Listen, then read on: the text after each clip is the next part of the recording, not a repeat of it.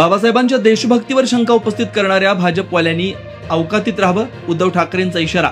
जिनांच्या थडग्यावर डोकं टेकवणाऱ्यांनी देशभक्ती शिकू नये असाही सल्ला.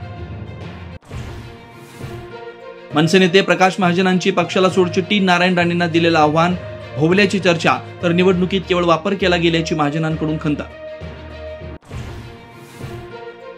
मुख्यमंत्र्यांच्या नगरविकास खात्यातल्या हस्तक्षेपावरून एकनाथ शिंदे नाराज असल्याची चर्चा. 19 ड वर्ग महापालिकांवर सनदी अधिकारी नेमण्याचे मुख्यमंत्र्यांचे आदेश. शिंदेंच्या शिवसेनेत विभाग प्रमुखांच्या नियुक्तीवरून नाराजी नाट्य कायम. उपमुख्यमंत्री शिंदेंनी बैठक घेऊन तोडगा नाहीच. महापालिका निवडणुकांच्या पार्श्वभूमीवर नाराजी न परवडणारी.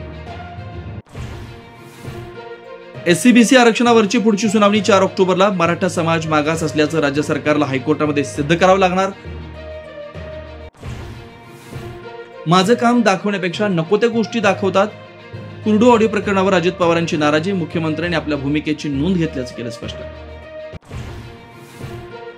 बीडमध्ये 10 ते 12 जणांच्या टोळक्याकडून मारहाण करत एकाचं अपहरण, तर जिल्ह्यातल्या तणावाची स्थिती आणि कायदा सुव्यवस्थेच्या पार्श्वभूमीवर 25 सप्टेंबर पर्यंत मनाई आदेश लागू. मुंबईतल्या घाटकोपरच्या LBS मार्गावर भरधाव कारच्या धडकेत 3 गंभीर जखमी. कारमधील तरुण आणि 2 तरुणी नशेत असल्याची माहिती. अपघातानंतर चालक रिक्षा पकडून पसार. हिंसाचाराच्या 2.5 वर्षांनंतर पंतप्रधान मोदी मणिपूरमध्ये पीडित लोकांची घेतली भेट. आणि गटांमध्ये सामंजस्य झाल्याची माहिती. मणिपूरमधल्या शांतता चर्चेसाठी सरकारचे निरंतर प्रयत्नाची ग्वाही.